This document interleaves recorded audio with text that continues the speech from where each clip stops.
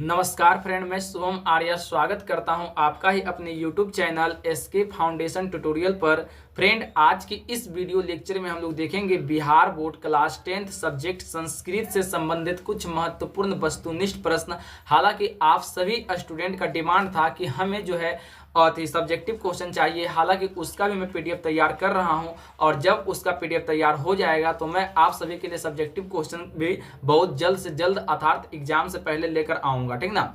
और अभी हमारा जो मेन फोकस है ऑब्जेक्टिव पर कमांड करना है, क्योंकि ऑब्जेक्टिव जो है इसमें यदि आप 50 में 50 सही करते हैं तो यहाँ से डायरेक्ट आपका ऑब्जेक्टिव से 50 नंबर मिल जाएगा, ठीक ना। तो सबसे पहला जो हमारा कमांड रहता है वो ऑब्जेक्टिव पर रहता है, ठीक। और ऑब्जेक्टिव, क्योंकि एक ऑब्जेक्टिव बहुत कीमती रहता है और एक एक ऑब्जेक्टिव यदि, क्योंकि हम लोग जानते हैं कि बूंद बूंद से क्या होता है, घड़ा भरता है। अगर जो हम एक एक ऑब्जेक्टिव सही करते हैं तो हमारा 50 नंबर यहाँ से मिल जाता है। और हम इस वीडियो में जो है सिर्फ बुक का नहीं बल्कि संस्कृत व्याकरण का भी ऑब्जेक्टिव करेंगे, लेकिन उससे पहले हमारा जो शुरुआती दौर का जो क्वेश्चन रहेगा वो बुक से रहेगा। उसके बाद जो है हम लोग करेंगे ग्रामर से। हालांकि स्टूडेंट को जो है संस्कृत ग्रामर में बहुत ज़्यादा दिक्कत होता है, क्योंकि वो शुरू से पढ़ते नहीं और अभी मतलब कि 10वीं में आने के बाद जो है उसके ऊपर अचानक थोप दिया जाता है।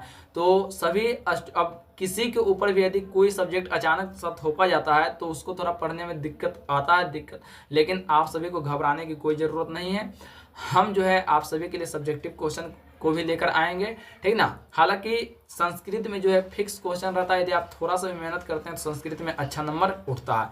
तो चलिए हम लोग चलते हैं अपने क्वेश्चन स्क्रीन पर। लेकिन क्वेश्चन स्क्रीन पर चलने से पहले आप सभी के लिए मैं एक मोटिवेशन कोड बोलना चाहता हूं, जो कि इस प्रकार है। आंखों में अरमान लिया, मंजिल को अपना मान लिया। आंखों में अरमान लिया, मंजिल को अपना मान लिया, तो मुश्किल क्या आसान क्या, जब ठान लिया तो ठान लिया। यदि आप ठान लिए हैं कि हमको बोर्ड एग्जाम में, ठीक ना, हमको टॉपर के लिस्ट में शामिल होना है, तो पक्का आप मेहनत कीजिए, टॉपर के लिस्ट में शामिल हो जाइएगा। यदि आप ठान लिए हैं कि हमको डिस्ट्रिक्ट टॉपर आना है, तो डिस्ट्रिक्ट टॉपर भी आप आ सकते हैं, लेकिन आपको मेहनत करना पड़ेगा, ठीक ना। हम सब क्या करते हैं, एक सही मार्ग दिखाते हैं ताकि आप इस मार्ग पर चल के क्या करना है, आपको सफलता पाना है, लेकिन चलना आपको ही है। इसलिए आप क्या कीजिए, अपने जो है मतलब कि मार्ग से भटकिए नहीं।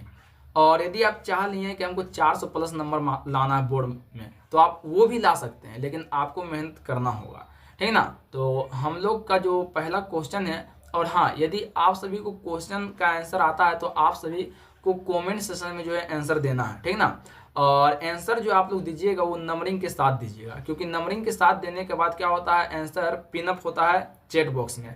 और जो सबसे पहले आंसर दीजिएगा उसका सबसे पहले जो है पिनअप होगा, ठीक ना। चैट बॉक्स में मतलब कि हाईलाइटेड होगा वो चैट बॉक्स में जहां से आप करते हैं। तो आप सभी को ध्यान रखना है कि नंबरिंग के साथ जो है आंसर देना है, ठीक ना, नंबरिंग के साथ। और हम किसी का चैट पे ध्यान इसलिए नहीं देते हैं क्योंकि यदि चैट पे हम ध्यान देंगे तो कम समय में हम अधिक से अधिक क्वेश्चन नहीं कर पाएंगे, ठीक ना।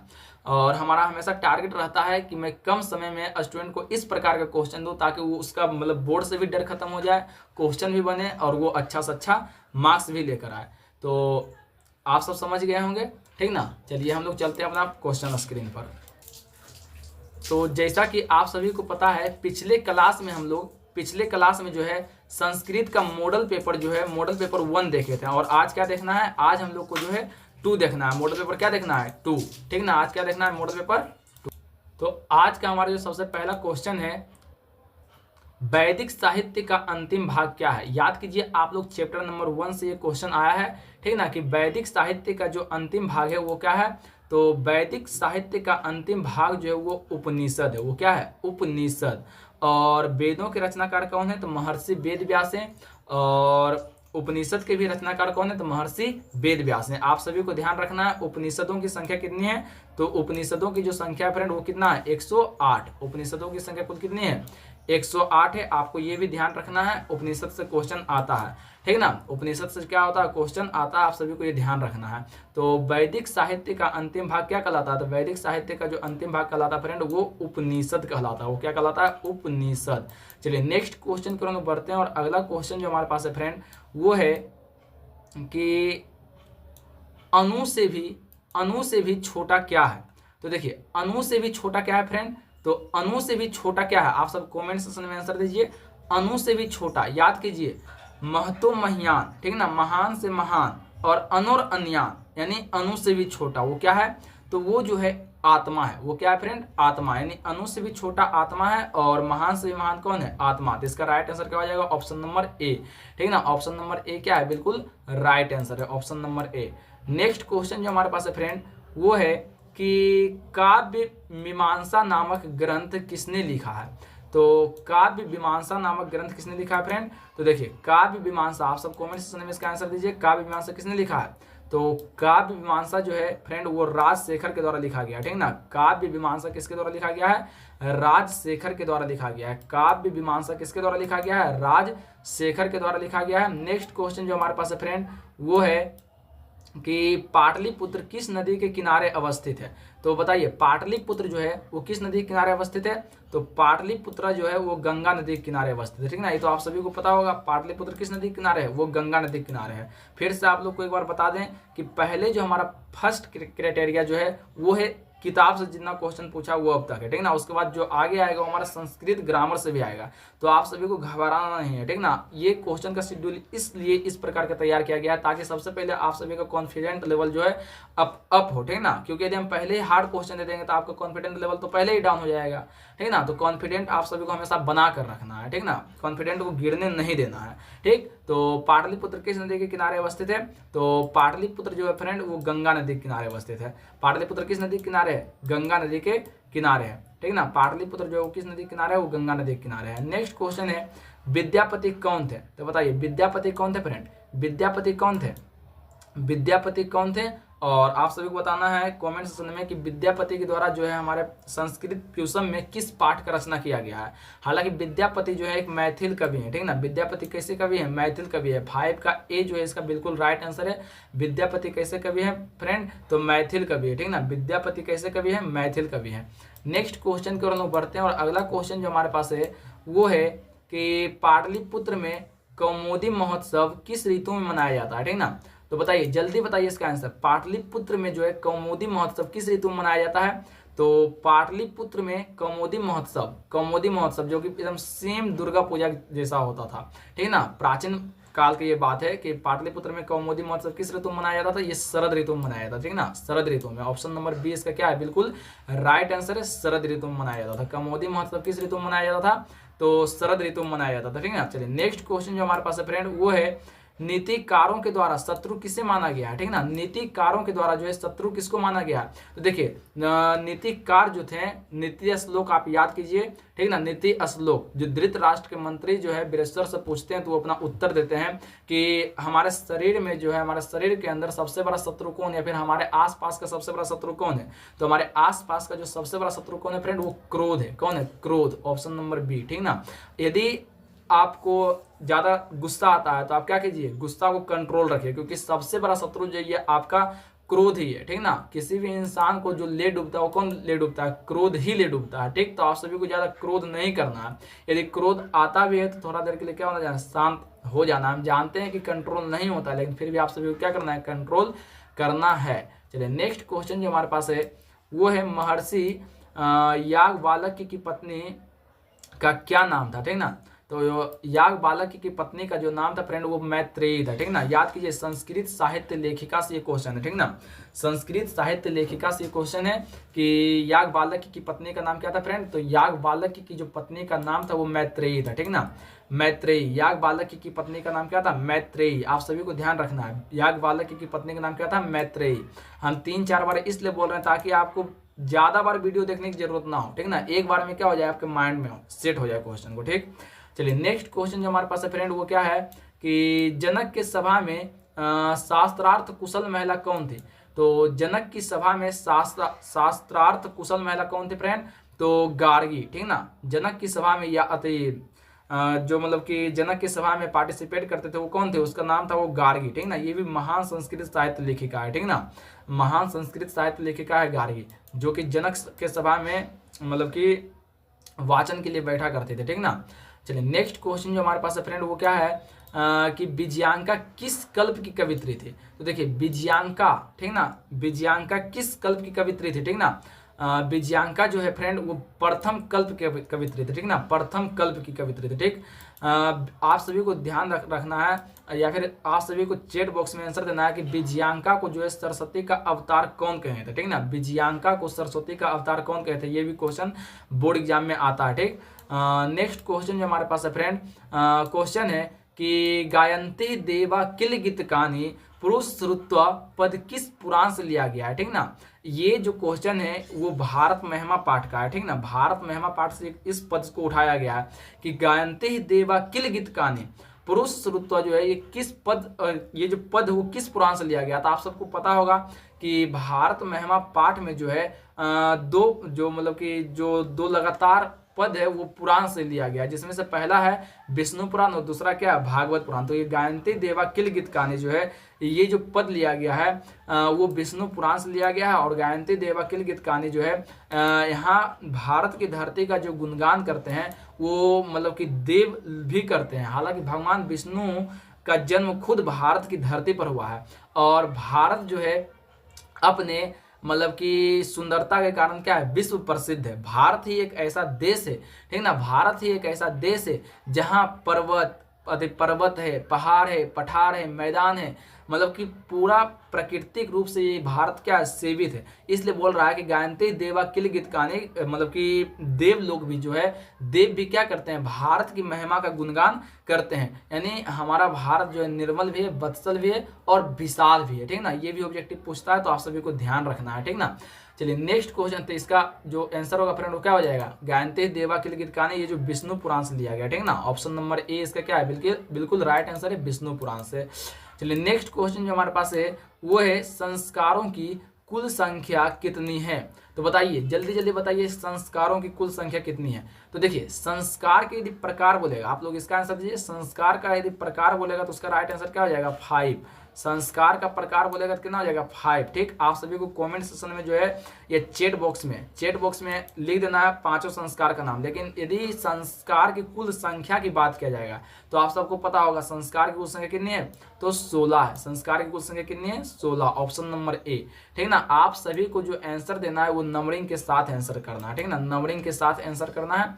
चलिए नेक्स्ट क्वेश्चन जो हमारे पास है वो है भारत महिमा पाठ का मुख्य संदेश क्या है। तो देखिए भारत महिमा पाठ का जो मुख्य संदेश है फ्रेंड वो भ्रष्टाचार तो नहीं है, जीवन हत्या तो नहीं है, अधिकार प्रदर्शन तो नहीं है, ठीक ना, देशभक्ति, ठीक ना। भारत महिमा पाठ का मुख्य संदेश क्या है, देशभक्ति है। जो भारत महिमा पाठ है उसका मुख्य संदेश क्या है, देशभक्ति है। और भारत महिमा पाठ में जो है कितने श्लोक दिए गए हैं, तो 5, ठीक ना। मंगलम पाठ में भी कुल कितने श्लोक हैं, 5 है, ठीक ना। तो आप सभी को ये ध्यान रखना, नीति श्लोक में कितना श्लोक है, तो 10 है।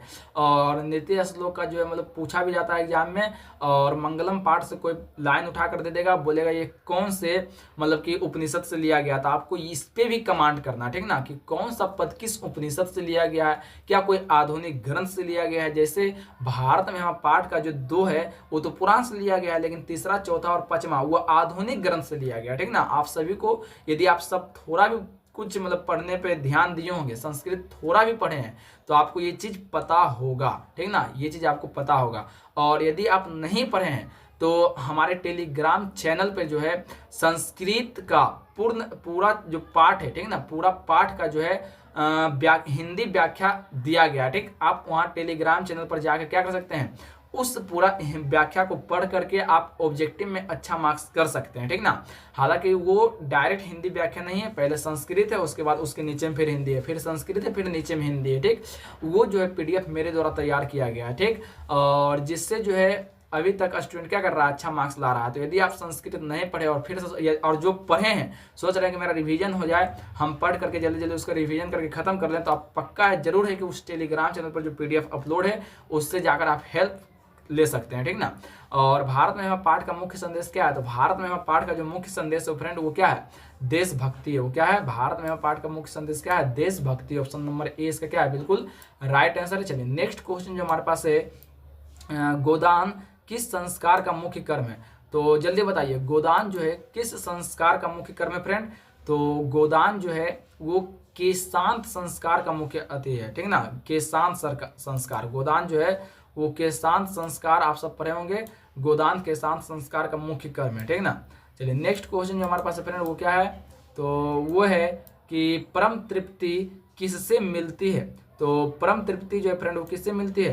तो देखिए, यदि आपको परम तृप्ति प्राप्त करना है, ठीक ना, तो आपको अहिंसा को प्राप्त करना होगा, आपको किसी के साथ हिंसा नहीं करना होगा, ठीक ना, एकदम गांधी जी के जैसा आपको व्यवहार करना होगा, तब आपको परम तृप्ति प्राप्त होगी, ठीक ना। और एग्जामिनेशन सेंटर पे भी आप सबको थोड़ा गाइड कर दें कि एग्जामिनेशन सेंटर पे भी किसी भी प्रकार का चहल पहल नहीं करना, आराम से एक अच्छे स्टूडेंट की तरह जाना और अच्छे स्टूडेंट की तरह जो कॉपी को अपना लिखना है और आंसर देना और वापस क्या करना है, शांति पूर्वक, मतलब कि पूरा डिसिप्लिन में आपको आना है, ठीक ना। तो एग्जामिनेशन सेंटर पे भी किसी प्रकार का कोई गड़बड़ नहीं होना चाहिए, आप सबको गाइड कर देते हैं, क्योंकि देखिए आप मेहनत कर रहे हैं, ठीक ना। वहाँ पे बहुत सारा स्टूडेंट ऐसा रहता है जो कि मेहनत नहीं करता और वो आपको भुकाने का कोशिश करेगा कि थोड़ा बताओ बताओ, लेकिन आप सभी को पहले ध्यान रखना है कि पहले अपना बताना है। हालांकि देखिए, उससे कुछ गलत व्यवहार नहीं करना है कि हम नहीं बताएंगे बात या बताएंगे, आपको अच्छा तरीका से बात करना है, पहले हमको अपना बनाने दो, उसके बाद जो है हम सिस्टम को देख करके तुम्हारा भी हेल्प करेंगे। नहीं तो अगर जो आप थोड़ा उसके साथ रूडली व्यवहार कर दीजिएगा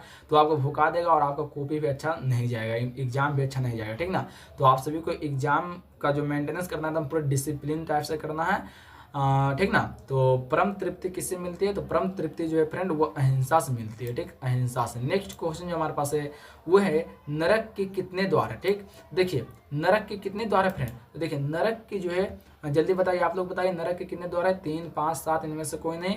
तो नरक के जो है फ्रेंड वो कितने द्वार है? तो नरक के जो है 3 द्वार है, ठीक ना। कौन कौन है? काम, क्रोध और लोभ। काम, क्रोध और लोभ, क्या ये नरक के 3 द्वार है। तो ये सब्जेक्टिव में भी पूछा जा सकता है 2 नंबर में, ठीक। हालांकि ये सब क्वेश्चन को हम चैप्टर बाय चैप्टर तैयार किए हैं, ठीक ना।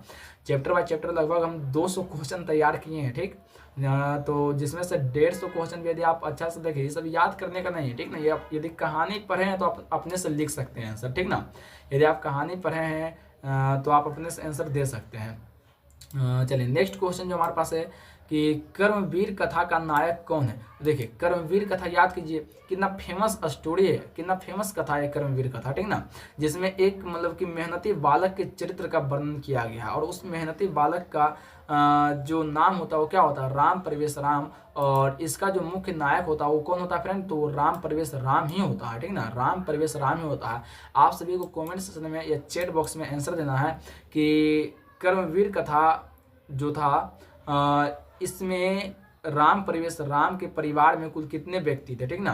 क्योंकि ये भी ऑब्जेक्टिव में आता है, ये भी जो क्वेश्चन है ऑब्जेक्टिव में पूछता है, ठीक। तो आप सभी को ध्यान रखना चाहिए। नेक्स्ट क्वेश्चन हमारे पास है फ्रेंड वो है छात्रों का तप क्या है? मतलब कि छात्रों का पहला स्तर क्या होना चाहिए? तो छात्रों का जो सबसे पहले, यदि आप छात्र हैं, आप अभी छात्र जीवन में, सबसे पहला आपका काम होना चाहिए अध्ययन, ठीक ना। आप हमेशा अध्ययनरत रहिए, ठीक, अपने काम में हमेशा बिजी रहिए, क्योंकि प्रत्येक चीज का क्या होता है, कुछ ना कुछ उम्र होता है। यदि आप अभी आप छात्र जीवन में तो आपका तब क्या होना चाहिए फ्रेंड? अध्ययन, ठीक ना। अध्ययन में लीन रहिए हमेशा, अध्ययन में क्या रहिए? हमेशा लीन रहिए। चलिए नेक्स्ट क्वेश्चन जो हमारे पास है कि स्वामी दयानंद के द्वारा आर्य समाज की स्थापना कब हुई? जल्दी इसका आंसर बताइए। स्वामी दयानंद के द्वारा आर्य समाज की स्थापना कब हुई थी? तो स्वामी दयानंद सरस्वती के द्वारा जो है आर्य समाज की स्थापना 1875 ईस्वी में हुआ था, ठीक ना। कब? 1875 ईस्वी में। Option number B, option number B जो है राइट आंसर है। आप सभी को घबराना नहीं है, ठीक ना। संस्कृत में भी आप सभी को घबराना नहीं है, क्योंकि आप घबरा जाइएगा अभी तो फिर आगे काम बनेगा नहीं। आप सभी को एकदम मतलब कि कॉन्फिडेंट में रहना कि हाँ हमसे हो जाएगा। आप सब टेंशन नहीं लीजिए, ठीक ना, क्योंकि हम आप सबके लिए सब्जेक्टिव क्वेश्चन भी तैयार कर रहे हैं। और सब्जेक्टिव में तो लगभग जो सब्जेक्टिव टाइप का क्वेश्चन रहता है वो इजी लेवल का ही रहता है, कुछ हार्ड नहीं रहता है। और यदि आप इधर से 100 क्वेश्चन देता है 50 तो आप आराम से मार दीजिएगा, ठीक ना। यदि आप थोड़ा भी मेहनत किए हैं संस्कृत में तो आप सभी को घबराना नहीं है, क्योंकि सिक्का अब उछल चुका है, ठीक ना। अब हेड भी आपका होगा और टेल भी आपका ही होगा, हेड भी आपका होगा और टेल भी आपका ही होगा। तो आप सभी को घबराना नहीं है। चलिए स्वामी दयानंद के द्वारा आर्य समाज की स्थापना कब हुई थी? तो 1875 ईस्वी में हुई थी। ऑप्शन नंबर बी इसका क्या है? बिल्कुल राइट आंसर है। चलिए नेक्स्ट क्वेश्चन जो हमारे पास है फ्रेंड वो क्या है कि बिरजानंद के गुरु कौन थे? बताइए बिरजानंद के गुरु कौन थे फ्रेंड? तो बिरजानंद के गुरु कौन, बिरजानंद सॉरी किसके गुरु थे, ठीक ना। तो बिरजानंद किसके गुरु थे? तो स्वामी दयानंद सरस्वती। याद कीजिए वो चैप्टर, ठीक ना, जिसमें मतलब कि स्वामी दयानंद सरस्वती के बारे में जो दिया गया है कि इनके परिवार में जब एक बार जो भी मतलब कि शिवरात्रि का समय था और इनके अति मतलब क्या उसको बोलते हैं, जगरना, हाँ जगरना हो रहा था। तो ये क्या देखे थे कि एक मूषक आता है और मतलब कि फल लेकर चला, जुठा करके चला जाता है और भगवान शिव इसको कुछ नहीं करते, इसलिए वहाँ उसी दिन से क्या होता है, मूर्ति पूजन से जो है स्वामी दयानंद का क्या होता है, मतलब कि विश्वास उठ जाता है और इसलिए वो अपना क्या करते हैं, दूसरे दिन ही घर त्याग कर देते हैं और मथुरा में जाकर क्या करते हैं, अपना गुरु अति उनको एक गुरु मिलते हैं जिनका नाम क्या था, बिरजानंद, और इन्हीं के माध्यम से फिर वो क्या करते हैं, प्रत्येक काम को करना शुरू करते हैं। तो आप सभी को ये चीज़ पता होगा।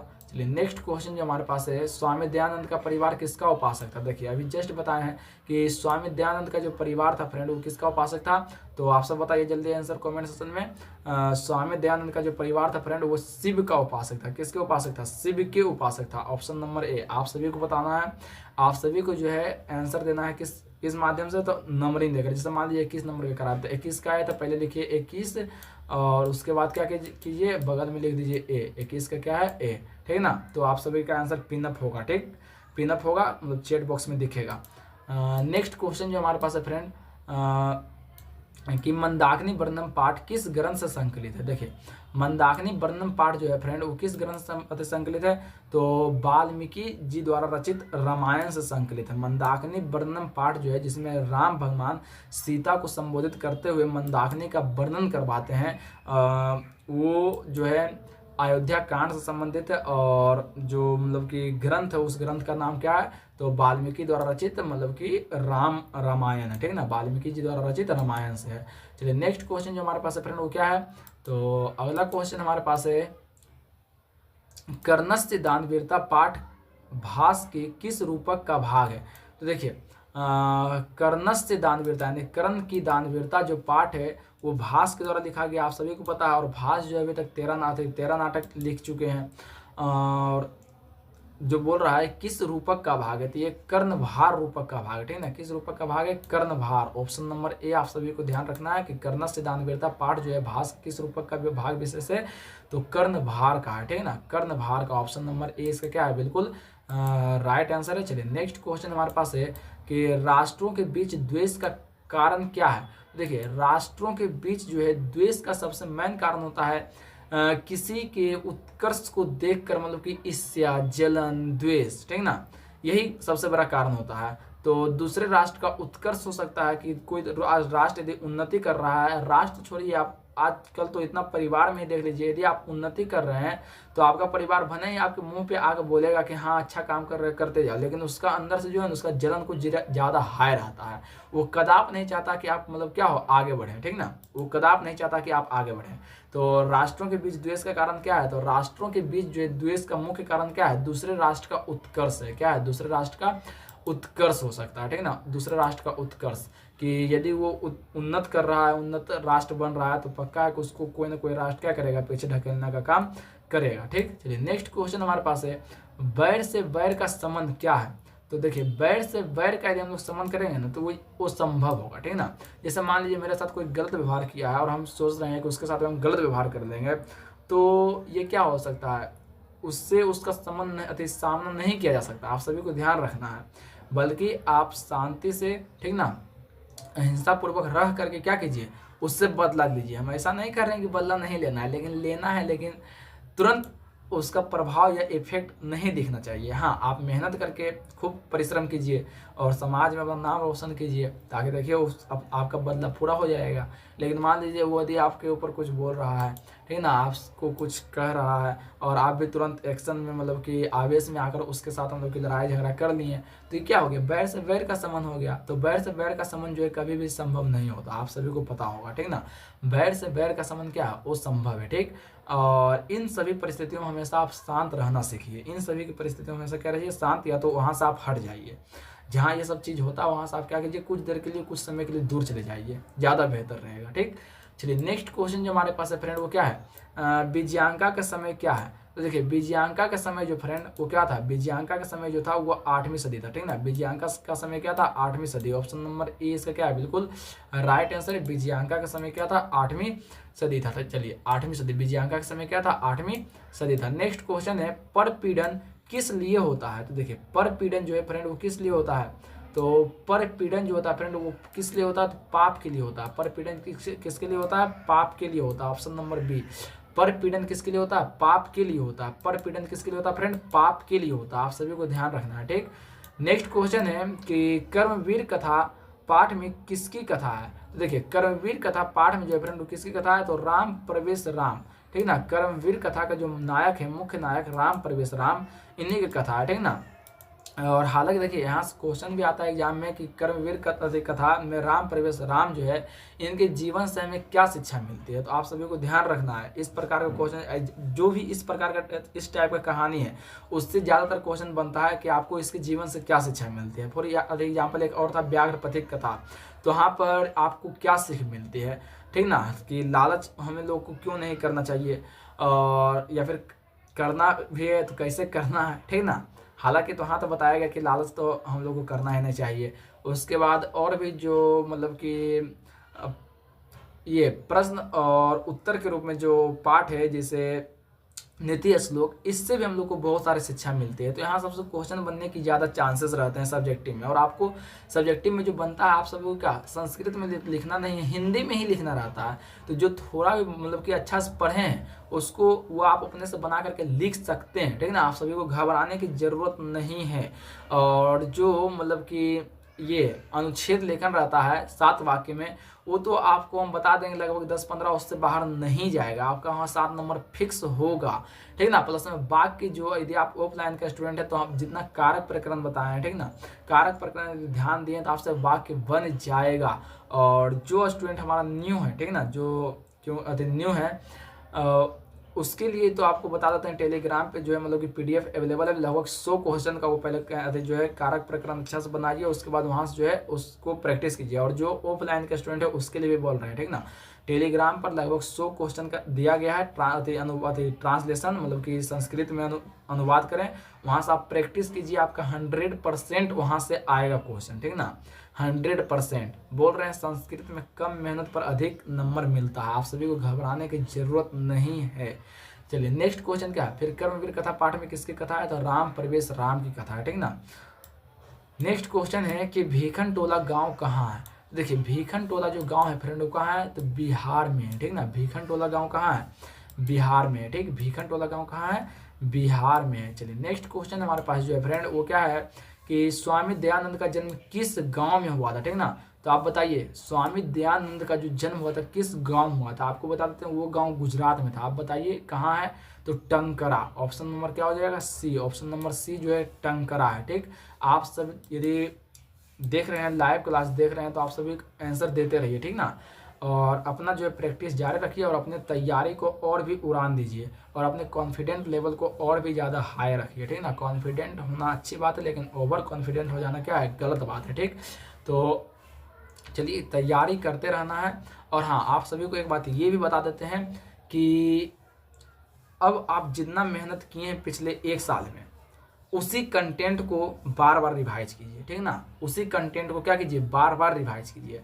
और जो ये क्वेश्चन बैंक से प्रैक्टिस किए हैं, जो मॉडल पेपर से प्रैक्टिस किए हैं, उसी को आप बार बार रिवाइज कीजिए। क्योंकि किसी ने सही कहा है, किसी ने क्या खूब कहा है कि सफलता जो है हम लोग को है, सफलता 1000 चीज़ को पढ़ने से प्राप्त नहीं होती है बल्कि एक चीज़ को 1000 बार पढ़ने से प्राप्त होती है, ठीक ना। तो आप एक चीज़ को बार बार पढ़िए, ठीक ना, 1000 बार पढ़िए उसी चीज़ को, तब आप पक्का है कि सफल होंगे, ठीक। लेकिन आप नए अभी एग्जाम का दौर है और अभी आप नया नया चीज़ मतलब कि खोजने में रह जाइएगा तो फिर आप उसको फिर मतलब कि रिवीजन कब कीजिएगा, याद कब कीजिएगा, ठीक ना। तो इसलिए आपको बता दिए कि जो मॉडल पेपर किए हैं, क्वेश्चन बैंक किए हैं, इससे बाहर क्वेश्चन नहीं जाएगा, ठीक। और अपना प्रैक्टिस को जारी रखिए। और प्लस में हम संडे को ऑब्जेक्टिव टेस्ट करवा ही रहे हैं, ऑब्जेक्टिव ले ही रहे हैं, ठीक ना। सब्जेक्टिव भी आप सभी का डिमांड पे आएगा। हालांकि सब्जेक्टिव का जो है तैयार हुआ है पीडीएफ लेकिन आधा ही हुआ है ना। और अभी कुछ मेरा भी एग्जाम चल रहा है, अभी हम भी 6-7-8 दिन मतलब बिजी रहेंगे। तो लेकिन आप सबका जो है कंटेंट मिलेगा, ठीक ना। आप सब धैर्य बना कर रखिए। नेक्स्ट क्वेश्चन क्या है? स्वामी दयानंद का जन्म किस गांव में हुआ था? तो स्वामी दयानंद का जो जन्म हुआ था फ्रेंड वो टंकरा में हुआ था, ठीक ना। आप सभी को पता होगा टंकरा जो कि गुजरात में पड़ता है। और आप सब चैट बॉक्स में फटाफट लिख दीजिए तो चैट बॉक्स में कि स्वामी दयानंद सरस्वती का जो जन्म कब हुआ था, ठीक ना, कब हुआ था, फटाफट चैट बॉक्स में लिखिए, ठीक। चलिए नेक्स्ट क्वेश्चन जो हमारे पास है वो क्या है? स्वामी दयानंद का जन्म किस परिवार में हुआ? तो देखिए स्वामी दयानंद का जो जन्म हुआ था वो एक कर्मकांडी परिवार में हुआ था, ठीक ना। कैसा परिवार में? कर्मकांडी, मतलब कि शिव के उपासक थे। ये भी क्वेश्चन आता है कि स्वामी दयानंद सरस्वती का जो परिवार था वो किसके उपासक थे? तो स्वामी दयानंद सरस्वती का जो परिवार थे फ्रेंड वो शिव के उपासक थे। किसके उपासक थे? शिव के उपासक थे, ठीक ना। ये भी आप सभी को ध्यान रखना है। नेक्स्ट क्वेश्चन है कि मंदाकिनी वर्णनम पाठ किस ग्रंथ से संकलित है? तभी जस्ट बताया है मंदाकिनी वर्णनम पाठ जो है फ्रेंड वो चित्रकूट पर्वत के निकट मंदाकिनी नदी जो बह रही है, ठीक ना, उसी का वर्णन इसमें मिलता है। और ये जो पाठ है एक संबोधन के रूप में हमारे मतलब कि पाठ्य पुस्तक में दिया गया है। इनमें रामायण ये जो है रामायण से संकलित है और इसमें जो है मतलब भगवान राम वन जाने के क्रम में जो है माता सीता को जो है संबोधित करके मतलब कि जो है मंदाकिनी नदी का वर्णन करवाते हैं। जैसे आप सब यदि पढ़े होंगे तो इसमें हे सीते, हे विशाल नयन वाली, ठीक ना, इस प्रकार का बहुत से संबोधन हम लोग को मिलती है। तो यहाँ से भी क्वेश्चन बिहार बोर्ड पूछता है कि मंदाकिनी वर्णनम पाठ में जो है भगवान राम सीता को किन किन नामों से संबोधित किए हैं। तो आप सबको इस पे भी फोकस कर लेना है, ठीक ना। चलिए नेक्स्ट क्वेश्चन हमारे पास जो है फ्रेंड वो क्या है, देखिए अभी जस्ट बताएं क्वेश्चन आ गया है कि चित्रकूट स्थित गंगा का वर्णन किस पाठ में है? तो चित्रकूट क्या एक पर्वत है और इसी के मतलब कि उत्तर से जो है मंदाकिनी नदी बहती है। तो यहाँ पे क्या हो जाएगा? ऑप्शन नंबर सी इसका क्या है? बिल्कुल राइट आंसर है, ठीक ना। ऑप्शन नंबर सी इसका क्या है? बिल्कुल राइट आंसर है। चलिए नेक्स्ट क्वेश्चन हमारे पास जो है फ्रेंड वो क्या है? तो अगला क्वेश्चन जो हमारे पास है फ्रेंड वो क्या है कि व्याघ्रपथिक कथा हितोपदेश के किस भाग से संकलित है? देखिए ये भी क्वेश्चन मस्त क्वेश्चन है, ठीक ना। व्याघ्रपथिक कथा जिसमें बाघ और पथिक का एक कथा है जो कि एक समझिए व्यंग रूप में दिया गया है और इसी पाठ में जो है हम लोग को लालच नहीं करना चाहिए। इसी पाठ में हम लोग को क्या किया गया है मतलब कि बताया गया है, ठीक ना। इसी पाठ में हम लोग को क्या किया गया है? बताया गया है, ठीक। चलिए तो क्या हो जाएगा इसका राइट आंसर जो हो जाएगा फ्रेंड क्या हो जाएगा? मित्र लाभ खंड, ठीक ना। व्याघ्रपथिक कथा हितोपदेश के किस भाग से संकलित है? तो मित्र लाभ खंड से संकलित है। किससे संकलित है? मित्र लाभ खंड से संकलित है। नेक्स्ट क्वेश्चन हमारे पास जो है फ्रेंड वो क्या है कि इंद्र स्वर्ण कंगनम गृहीताम यह उक्ति किसकी है? तो देखिए बोल रहा है इंदम स्वर्णम कंगनाम गृहीतयाम, ठीक है ना, मतलब कि इधर स्वर्ण का कंगन है, आओ और तुम ग्रहण करो। तो बताइए कौन बोलेगा, ठीक ना, ये कौन बोलेगा? हम हिंदी में बताएं तो कौन बोलेगा? तो हाँ ये बाघ बोलेगा, ठीक ना। कौन बोलेगा? बाघ, ठीक ना। बाघ बोलता है कि इदम स्वर्ण कंगनम गृहीतयाम, यानी हे पथिक तुम जो है इधर आओ और क्या करो? सोने का कंगन ग्रहण करो। ऐसा बाघ की उक्ति है, ये बाघ बोलता है, ठीक ना फ्रेंड। ये कौन बोलता है? तो बाघ बोलता है। चलिए नेक्स्ट क्वेश्चन हमारे पास है शक्र ने कर्ण से छल पूर्वक क्या ले लिया था? तो देखिए शक्र जो है शक्र के रूप में कौन आया था? तो भगवान इंद्र। और ये जो है कर्ण से छल पूर्वक क्या लेते हैं? तो कवच भी ले लेते हैं और कुंडल भी ले लेते हैं, ठीक ना। यानी कवच और कुंडल दोनों ले लेते हैं। शक्र जो है कर्ण से छल पूर्वक क्या लेते हैं? तो कवच और कुंडल दोनों ले लेते हैं, ठीक ना। दोनों ले लेते हैं, ठीक। चलिए नेक्स्ट क्वेश्चन हमारे पास जो है फ्रेंड वो क्या है? इंद्र किस रूप में कर्ण के समक्ष आते हैं? तो देखिए अभी जस्ट बताए हैं इंद्र किस रूप में आते हैं। तो ये जो है ब्राह्मण के रूप में आते हैं, ठीक ना, ब्राह्मण के भेष में आते हैं, ठीक। इंद्र जो है किस रूप में कर्ण के समक्ष आते हैं? तो ब्राह्मण के रूप में आते हैं। हालांकि कर्ण तो जान ही रहा था कि ये हमसे क्या कवच और कुंडल को लेने आया है, ठीक ना, लेकिन फिर भी कर्ण जो है बिना कुछ सोचे समझे, सोच लीजिए कर्ण को आखिर ये महान दानवीर क्यों कहा गया है? क्योंकि जिससे उसके पूरे शरीर की रक्षा होती है। जब तक कवच और कुंडल कर्ण के पास था तब तक कोई भी असुर, कोई भी दानव उसका कुछ बिगाड़ नहीं सकता था।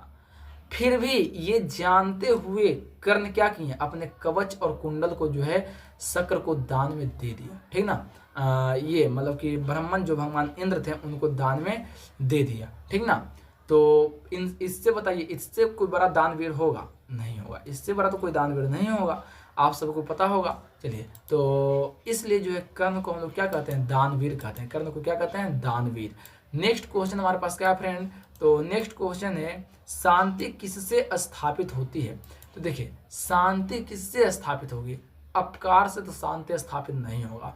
स्वार्थ यदि हम करेंगे, ठीक ना, अपने सोचेंगे कि हमारा ही विकास हो, इससे भी शांति नहीं होगा। क्रोध से तो कदाप शांति नहीं होगा। परोपकार यानी दूसरे के यदि हम उपकार करते हैं ना तो हम लोग को शांति मिलती है। जैसे अभी हम क्या कर रहे हैं? आप सभी का उपकार कर रहे हैं, ठीक ना।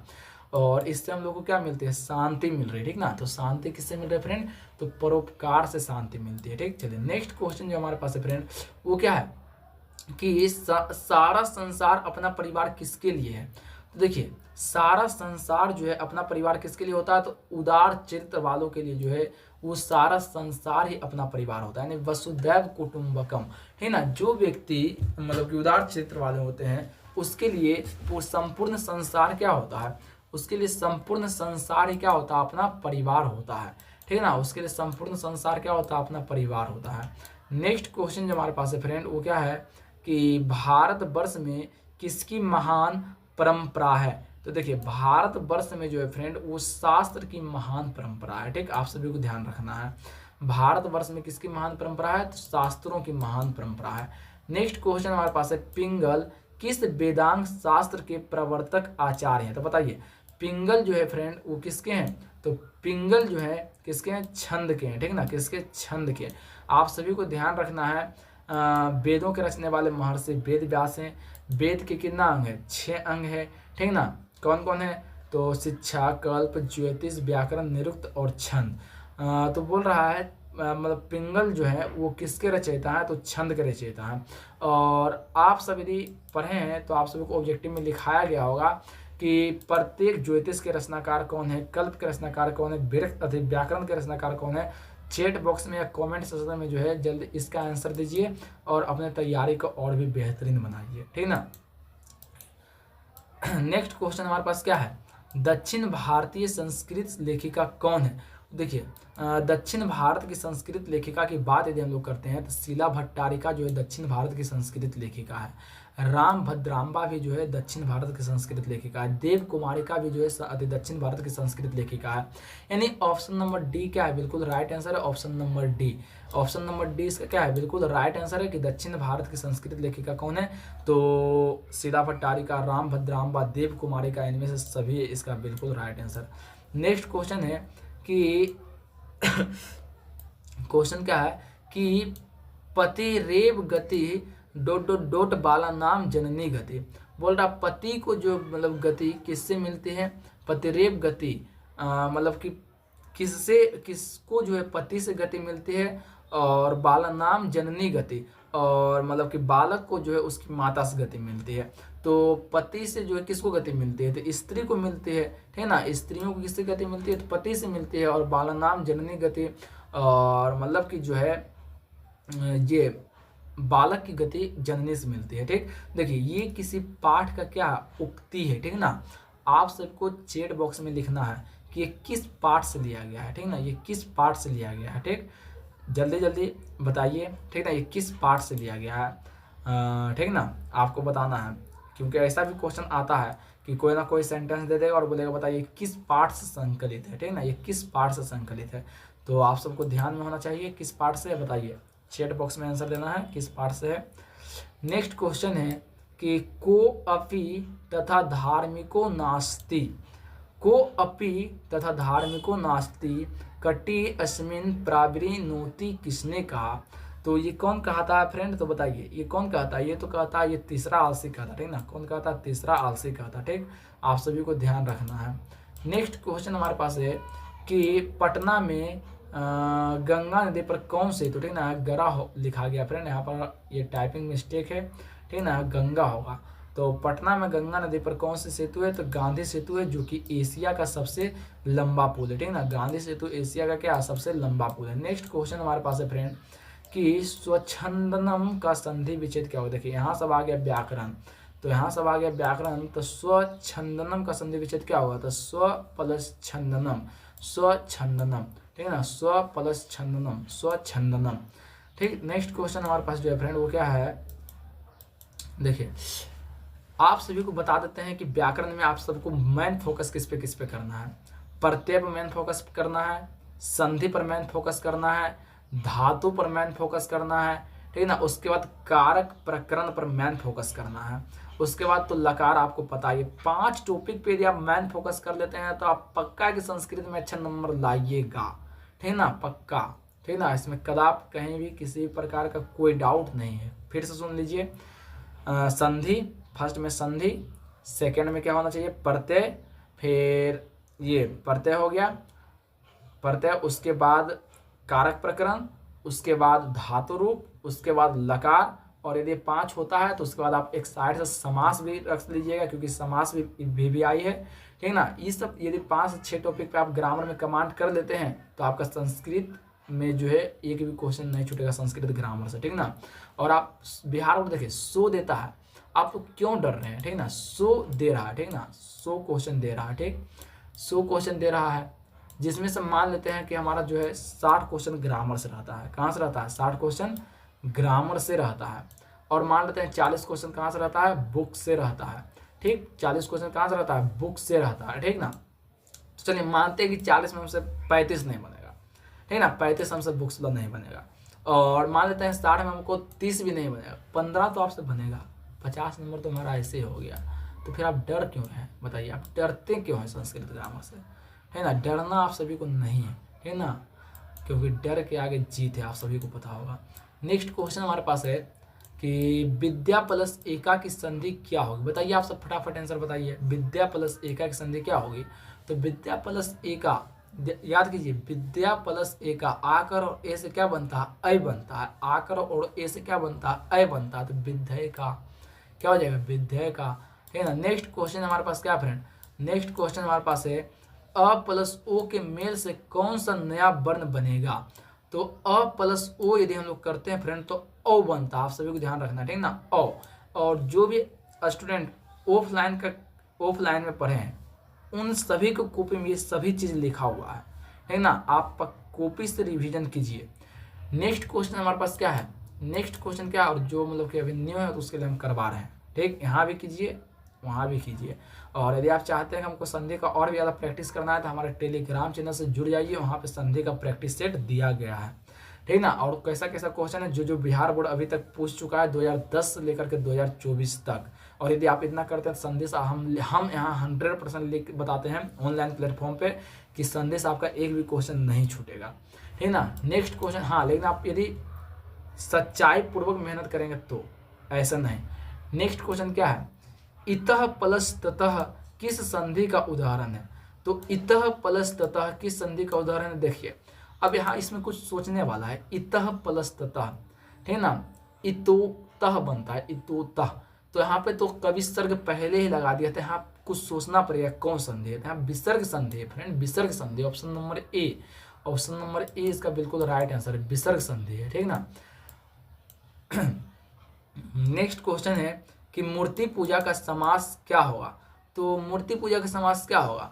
तो मूर्ति का पूजा, मूर्ति पूजा, मूर्ति का पूजा, तो मूर्ति से, तो यहाँ नहीं, मूर्ति में पूजा, यहाँ मूर्ति से पूजा हो सकता है, ठीक ना, मूर्ति से पूजा, ऑप्शन नंबर ए, मूर्ति का पूजा, क्योंकि समास विग्रह यदि हम लोग करते हैं तो मूर्ति का पूजा होता है, मूर्ति पूजा, मूर्ति का पूजा, ठीक ना।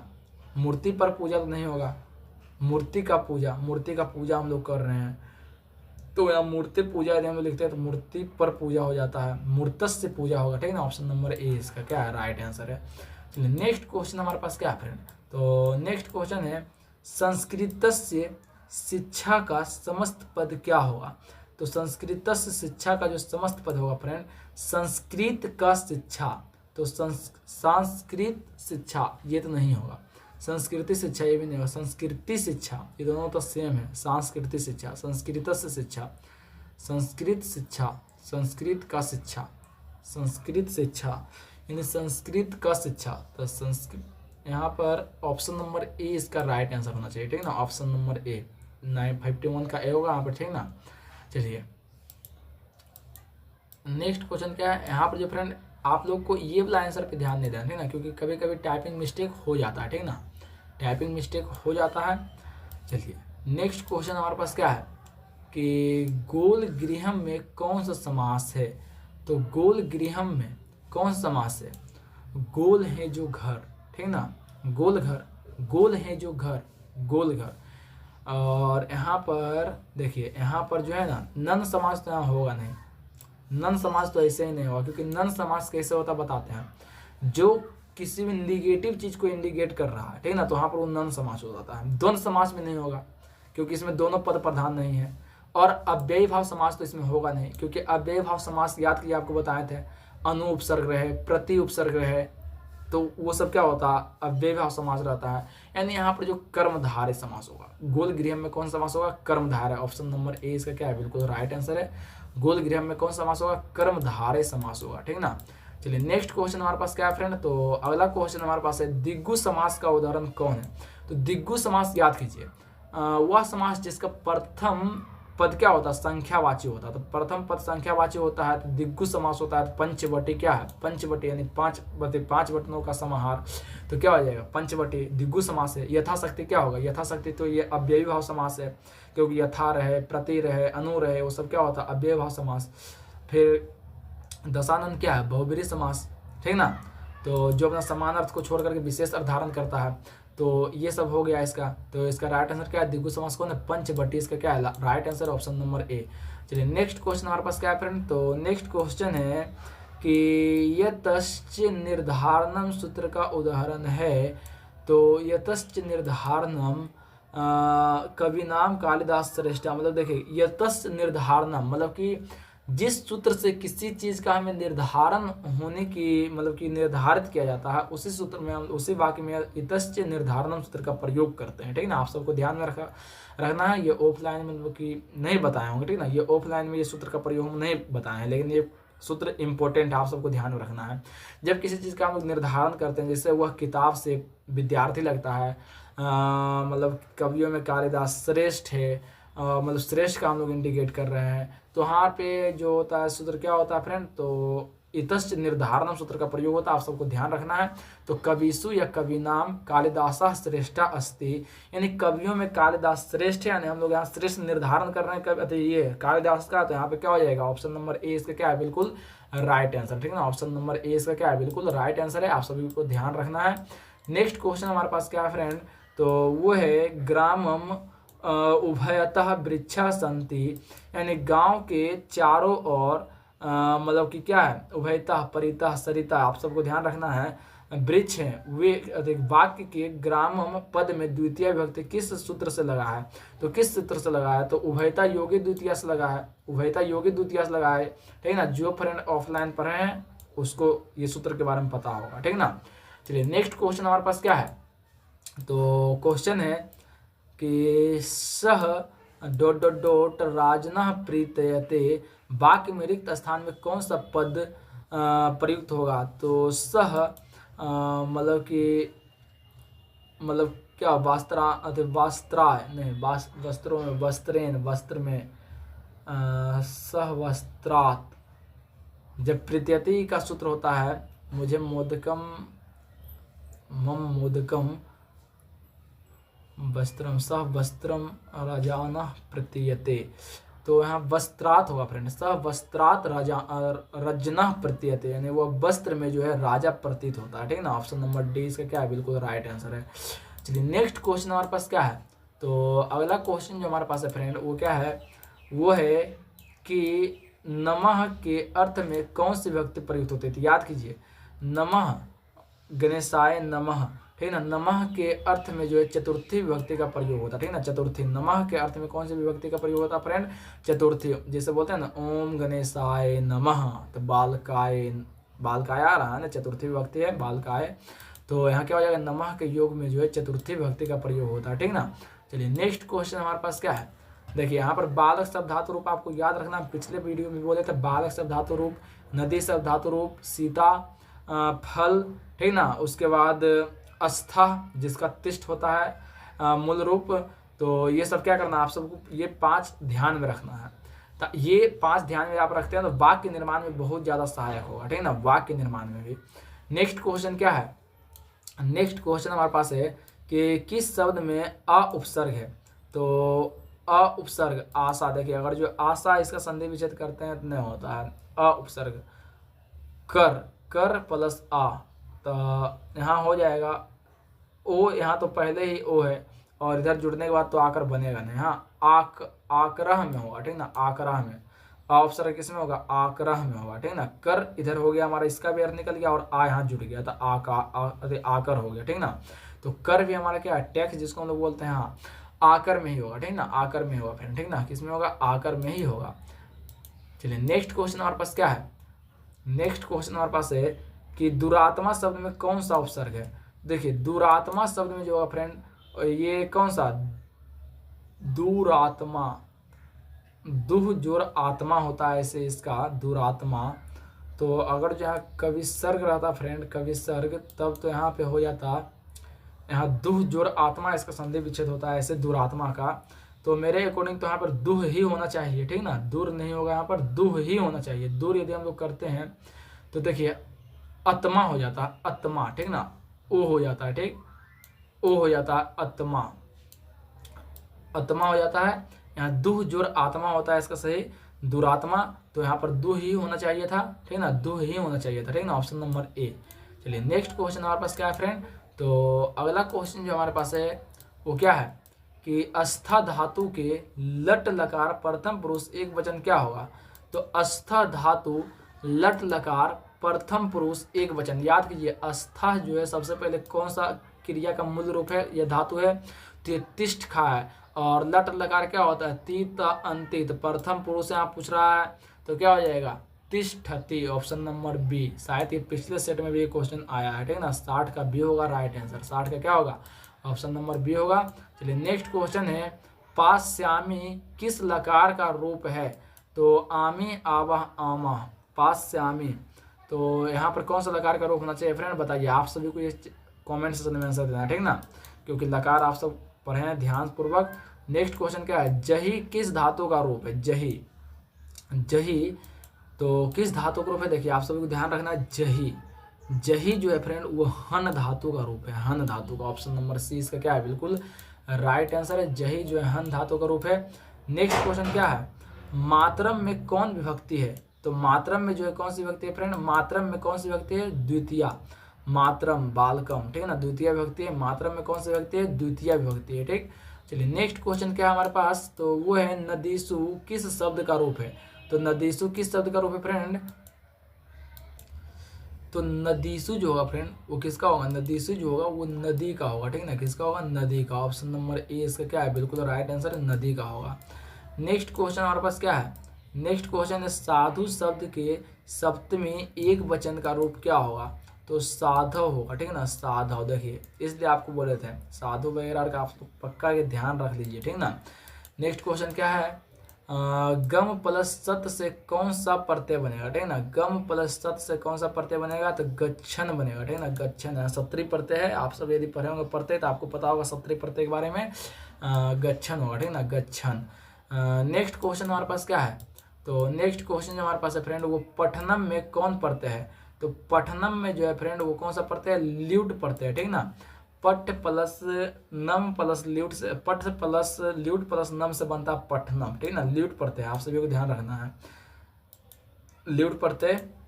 चलिए नेक्स्ट क्वेश्चन हमारे पास क्या है, नागरिका में कौन सा तद्धित प्रत्यय है। तो देखिए नागरिका में कौन सा तद्धित प्रत्यय है, नागरिक, इक आ रहा है, इक, और इक को हम लोग क्या कहते हैं फ्रेंड, तो ठक भी कहते हैं, यहाँ पर ठक होगा, यहाँ पर ढक लिखा गया है, ठीक ना, यहाँ पर ठक ही होगा, ठीक ना, ठक होगा यहाँ पर नागरिक, इक, इक होता है, ठीक ना, और इक को हम लोग कहते हैं ठक प्रत्यय, तो यहाँ पर क्या हो जाएगा, ठक प्रत्यय होगा, ऑप्शन नंबर ए, ठीक। चलिए आप सभी को ध्यान रखना है। नेक्स्ट क्वेश्चन हमारे पास क्या है, तो नेक्स्ट क्वेश्चन हमारे पास जो है फ्रेंड वो राष्ट्र प्लस ये से कौन सा शब्द बनेगा, ठीक है ना, बताइए, बताइए जल्दी कमेंट सेक्शन में बताइए चैट बॉक्स में कि राष्ट्र प्लस ये से कौन सा शब्द बनेगा। तो ये किस में लगता है, राष्ट्रीय हो जाएगा, ठीक है ना, दीर्घ ये होगा, ठीक है ना, दीर्घ ही होगा राष्ट्रीय में। चलिए option number A, option number A इसका राइट आंसर होगा। यहाँ पर होगा कौन सा, ये जो होगा फ्रेंड यहाँ पर होगा दीर्घई, ठीक है ना, दीर्घई वाला ये होगा, ठीक है ना। चलिए नेक्स्ट क्वेश्चन हमारे पास क्या है, नेक्स्ट क्वेश्चन जो हमारे पास है फ्रेंड वो क्या है, तो वो है मूसक प्लस, अच्छा सॉरी, ये जो क्वेश्चन है फ्रेंड तो मूसक प्लस टाप से क्या बनेगा, मूसक प्लस टाप से जो बनेगा फ्रेंड वो मूसिका बनेगा, ठीक है ना, मूसिका, मूसिका, टाप प्रत्यय का प्रयोग हम लोग ऐसे भी स्त्री लिंग बनाने में करते हैं, आप सभी को पता होगा। तो फ्रेंड आज जो हम लोग 70 क्वेश्चन ही रखते हैं, हालांकि इस पीडीएफ में भी जो है 100 क्वेश्चन है, और इसका जो 30 क्वेश्चन जो है 30 क्वेश्चन हम आप सभी को टेलीग्राम पर, या फिर 100 का 100 क्वेश्चन जो है हम आपको टेलीग्राम पर सेंड कर देंगे, ठीक ना। वहाँ से आप लोग देख लीजिएगा, ठीक ना। थोड़ा अभी टाइम का अभाव है तो आज इतना ही रखते हैं, और फिर से हम लोग मिलते हैं नेक्स्ट संडे को। और बीच में आप लोग टेलीग्राम पे हमेशा अपडेट रहिएगा, क्योंकि कभी कभी बीच में भी क्लास हो सकता है, जिसका आप सभी को अपडेट चला जाएगा टेलीग्राम पे, ठीक ना। और इसके लिए मुझे क्षमा कीजिएगा कि आप सभी का इस बार डिमांड था कि सब्जेक्टिव क्वेश्चन करवाए, लेकिन सब्जेक्टिव क्वेश्चन के लिए पीछे हम जो पीडीएफ तैयार हो रहा है, आप सबको सब्जेक्टिव क्वेश्चन भी करवाया जाएगा, ठीक ना। आप सभी को घबराने की ज़रूरत नहीं है, ठीक ना, घबराने की ज़रूरत नहीं है। पहले आप सभी को ऑब्जेक्टिव पे कमांड बनाइए, उसके बाद सब्जेक्टिव तो हो ही जाएगा। आप सभी को ध्यान रखना है। तो हम लोग मिलते हैं फिर से नेक्स्ट संडे को, ठीक ना। नेक्स्ट संडे को हम लोग फिर से मिलते हैं, और अपना ख्याल रखिए, ठीक ना। अपने स्वास्थ्य पे भी ध्यान दीजिए, क्योंकि पहले आपका स्वास्थ्य रहेगा तो ही आप एग्जाम दे पाइएगा अच्छा से। तो अपना स्वास्थ्य पे ध्यान रखिए, अपना ख्याल रखिए, और मेहनत जी जान से कीजिए, ठीक ना, ताकि आप सभी को अच्छा नंबर लाना। और अभी वो टाइम है जो कि थोड़ा सा मतलब कि 1 मिनट भी आप सभी के लिए क्या है, इम्पोर्टेंट है। तो आप सब कोशिश कीजिए कि ज़्यादा टाइम बर्बाद नहीं करें, जितना ज़्यादा हो मेहनत करें, ठीक ना। चलिए, धन्यवाद, गुड नाइट।